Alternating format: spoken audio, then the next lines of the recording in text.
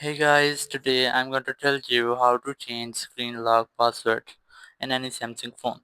If you are using any Samsung phone and you want to change your lock screen password, so let's see how can you do that. You just have to simply open your settings app. In settings, just scroll down and look for security and privacy option.